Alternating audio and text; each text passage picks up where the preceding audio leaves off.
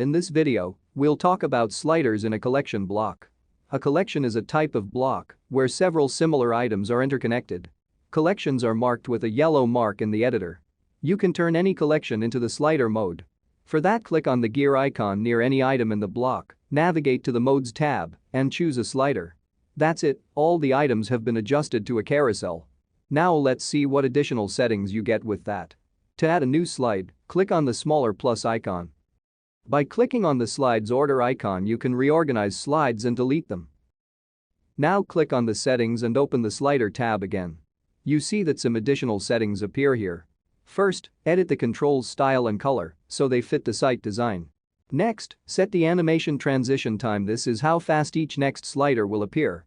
Finally, turn on the autoplay if you'd like the slides to change automatically without the need to click on controls.